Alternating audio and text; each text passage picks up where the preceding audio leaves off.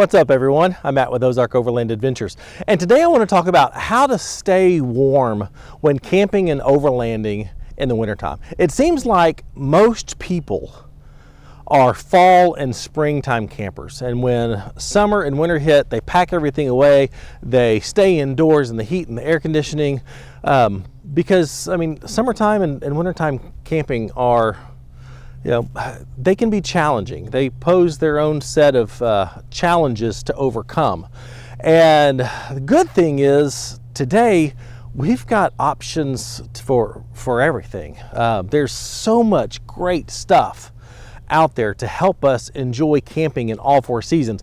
I've done a video on summertime camping, but this one's going to be on wintertime camping. Ozark Overland Adventures is proudly supported by the More Expo, the Midwest's only indoor event for adventure travel enthusiasts. Artemis Overland Hardware. They have the passion and knowledge to ensure that your next outdoor experience is more than a camping trip, it's an adventure. And Long Creek Overland, your source for Ozark Overland Adventures merchandise and more. I actually love camping in the wintertime. There's something about the cold air that just feels good, sitting around a great big campfire with your friends. But when it's time to go to bed, that's when things get challenging. And I think one of the most important things that most people think of is what you're wearing. A good, solid, warm base layer is going to be key, whether you're sleeping in a ground tent, a rooftop tent, sleeping in your rig, maybe even sleeping in a hammock. Yes, people do hammock camp in the wintertime. I have slept in my hammock in 17-degree weather and stayed nice and warm and cozy in that thing. It's actually getting out of the hammock in the first thing in the morning that's tough. Staying in the hammock's great. But so no matter what you're sleeping in, a good warm base layer is key. Wool is definitely the best, but anything that will help retain your own natural body heat is key. Good quality socks, good tight fitting underclothes. And this is actually something I just got, this vest. It's actually a heated vest from a company called Heat Dew. You can get them on Amazon. All this stuff that I'm gonna talk about, there'll be links below if you wanna check them out. It actually runs off a little battery pack that sits in a little pouch right here. It's about the size of, just a cell phone charger pack, but it's designed for this. And when you hold down this button right here, the light comes on. I don't know if you can see it out here in the daylight, but it's currently glowing red, which means it's on high. And I can already feel this warming up inside. It's got heating elements here on each pocket. It's got a heating element down the back, and then it's got a heating element here in the neck. And I'm already starting to get too hot in this. And then you can turn it to medium, which glows blue, and then you can turn it down to low, which glows green. I used this on a recent trip in the Ozarks, and it did amazing. Just anything that can help keep your core warm. You can deal with your arms and legs being a little cold, but if your core gets cold, then everything about you is cold, and it's just a miserable experience. So this is actually a fantastic thing, and you want one that fits snug like this one does to keep that heat in and make contact with your body. And this is super easy to sleep in, and like it'll get real hot real fast. Next, I think the most obvious thing is a good quality sleeping bag. And there's some good quality sleeping bags that can be had for not a whole lot of money. This is the one I started with. It's a 0-degree bag from Teton. I got this off Amazon.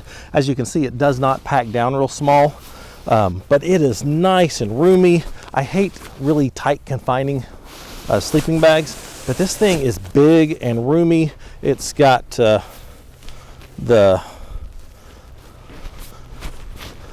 little hood part here to go around your head, and I have slept in this one in some really cold weather, and it does really well. And I will be the first to tell you that I thought expensive, ridiculously priced sleeping bags were just silly until I got one. And this is a down sleeping bag by a company called Enlightened Equipment. It's actually a top quilt or a quilt. It's designed to be used multiple ways. I can put this under a hammock. I can put this on top of my hammock. I can zip it up, and this is my now go-to sleeping bag.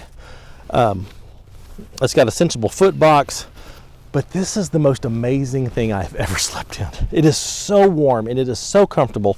It is so lightweight and it packs down really small. And now that I have actually tried one of these, I haven't used my Teton since. This is a 20-degree bag, and this is actually what I use up in my rooftop tent. I was in Colorado back in September. We were up camping above 10,000 feet, and we were not prepared for how cold it was going to get. It got low enough that ice formed on the shell of my rooftop tent, so it was cold. And I just had my normal blankets that stay in the tent, and then I had this with me, and I used this on top. And I stayed nice and warm. It was very pleasant. I slept really well, and all I had was this. But I mean, there's just something about down that keeps you nice and warm. It retains the heat real well, and if you can go the route of a really high quality quilt, highly recommend it. Like I said, the ones like bags like this Teton with just a very traditional sleeping bag, they will work, hands down, absolutely. But there's just really something special about these, and I am now a convert. So if you can splurge for a good quality down quilt like this, I highly recommend it. Another option, and I just got this, and we used this in New Mexico on our recent trip. It's kind of a blanket. It's also a top quilt. It's a down puffy blanket from Get Out Gear. Like I said, we used this in New Mexico because my wife and I were in the tent together, so I had both of these actually with us. But my wife enjoyed this because it's a little bit thinner. I mean, it's definitely not 20 degree, 0 degree or anything, and it's just a blanket that packs down really small, and it's got buttons on it so you can turn it into a easily something that goes around your neck and wraps around your body. My wife used this. You may have seen it in our recent video. She was wearing this around camp one night. But this, I think these are like $60 for something like this, and it's just a good quality blanket that's very versatile to wear around camp. Throw this over you, in your tent. Throw it over your sleeping bag just for that extra layer of warmth, and it's really good. Both of these served us well in New Mexico. Going down the list of what I think are the more well-known and kind of obvious ways to stay warm in the wintertime is the Buddy heater. This one is their medium size. They make, I think, 3 or 4 different sizes. They make a smaller one than this, and then they make one that's like twice the size of this, depending on the size area that you need to heat. And these things are fantastic. I mean, these things work. We have used this on a number of occasions in our little teardrop camper. We have used this in our rooftop tents in the past, and they work. I think they do kind of scare people because it is a flame. You've got, concerned about carbon monoxide. You've got concern possibly tipping this over and, setting your tent on fire. But these things definitely have their place. They are very useful. There is a downside, and that is the condensation that does build up from using these in your tent. So that is something to be aware of. But the way I like using this the most is we do have annexes for our tents, so we can attach, a walled, sealed-in bottom on our tents. And if you need that much space, if you're not on the go quite as much, you can put this down in the bottom of the annex, and the heat will rise and fill up the tent. And it really does an amazing job. There is one other con, and that is, especially on high, these things will burn through some propane. We've got the 5-pound propane tanks. We've got 2 of those. And on a trip last year to Beavers Bend State Park in Oklahoma, we were using it down in the annex, and we burned through 2 5-pound bottles of propane in 2 nights on high. So these things will drain the propane. So just be prepared for that if you want to go this route. But it is definitely a viable solution. They're not as dangerous as people think. They do have knockover protection where they cut off. In a tent, you're not going to really have to deal with carbon monoxide because it can vent out. Make sure you definitely keep vents open up there. But definitely a good solution and a very economical solution too, with the exception of how much propane you may go through. As you can see, I've had this one for a while and have gotten creative with how to redirect heat and stuff, and melted part of my handle. That's a story my wife loves to tell around a campfire, so I will save that for her, and maybe you'll get the chance to hear that story one day. But it worked really well. Up next, and this has become a new favorite of mine, is a 12-volt electric blanket to go in your tent or your hammock. These things are very versatile. It can go in your tent, it can go in a hammock, ground tent, rooftop tent, in your vehicle, doesn't matter. And these things aren't very expensive. I think I paid like $30 for this on Amazon, and it plugs into your auxiliary port, cigarette lighter port, either in your vehicle, which I don't recommend, or a power station. And we have been using this one recently plugged into a Jackery 1500 because it will pull about 65 watts on high. So, considering that you may be using this for 8+ hours, do the math, you're going to need at least a 500 watt power station, preferably bigger, to really use these all night. But they do work really, really well. And the way I use them is I put them down as my base. This goes under me in the tent, and because heat rises, so this is what I sleep on top of. And then you've got the blankets on top of you. It keeps all that heat in and makes for a really nice and cozy sleep. My wife and I used this in New Mexico recently. I used it when I was up in the Upper Peninsula of Michigan on that recent trip because it got pretty chilly at night. And my wife and I used this down to 20 degrees, and it did really well. My wife gave it a big thumbs up and really, really liked having this. And it's super small, it's super simple. You do need the power station to run it, but most people have those these days. If not, highly recommend it.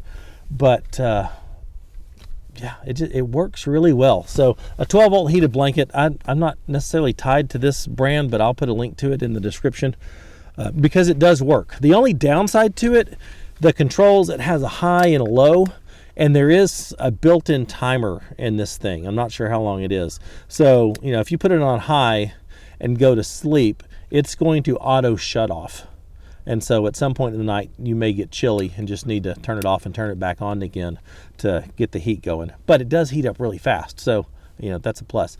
So I'd say that's the only real downside to this is for this particular model, it's got the auto shut off. I wish I had a model that I could just put it on low and leave it all night. But it still worked. We still slept really comfortable. I was just annoyed a couple of times having to turn it off and turn it back on to reset it, but not too big a deal.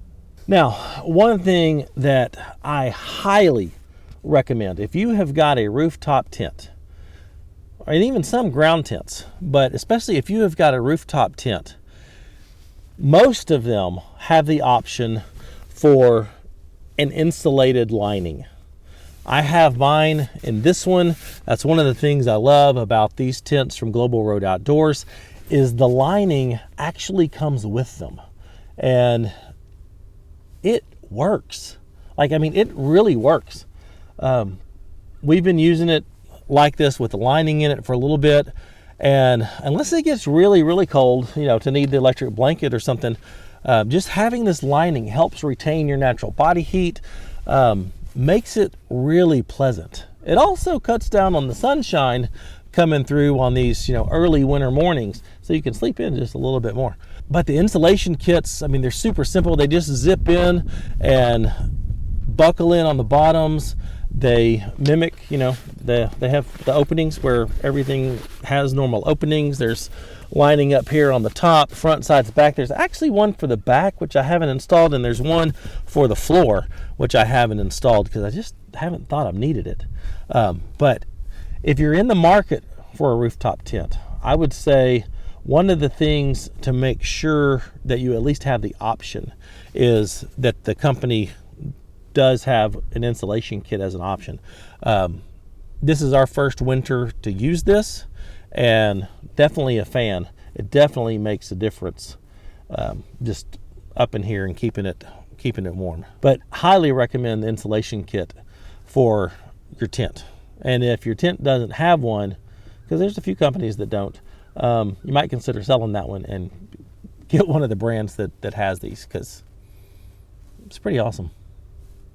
And then finally, our diesel heaters. And these are becoming a lot more popular. We took this model, a friend of mine actually loaned it to me.